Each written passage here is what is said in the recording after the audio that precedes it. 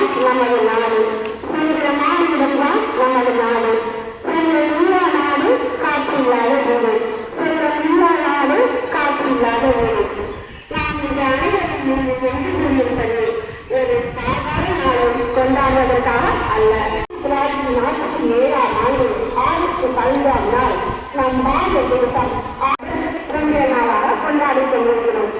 இந்த சுதந்திரம் சாதாரணமாக நமக்கு கிடைக்கவில்லை.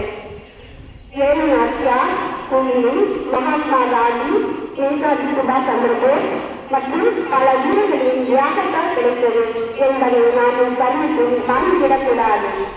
சுதந்திரம் என்பது நாம் திருத்தமாக வாழ்வது மட்டுமல்ல, பிறரின் கட்டுப்பாடு இல்லாமல், அடிமைத்தனம் இல்லாமல், அதிகார அடக்குமுறை இல்லாமல் நாம் தீரமாக வாழ்வதும் சிந்திப்பதும் ஆகும். இச்சூழலுக்கு மாறுபாடு உங்களுக்கு நிறைய பொறுப்புகளும் கடமைகளும் உள்ளன என்பதை நீங்கள் மறந்துவிடக்கூடாது. ஏனென்றால் இன்றைய மாணவர்களே நாளைய தலைவர்கள்.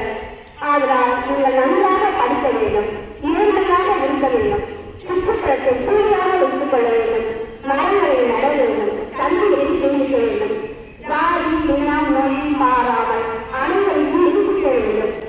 நம் இந்திய கொள்கை முழு வண்ணமும் சில செய்திகளை நமக்கு சொல்லித் தருகின்றது. ஏனென்றால் காலை நேரம் தியாகத்தையும் திருப்பதையும், வெண்மை தூய்மையையும் அமைதியையும், பன்மை வளத்தையும் வளர்ச்சியையும் குறிக்கிறது.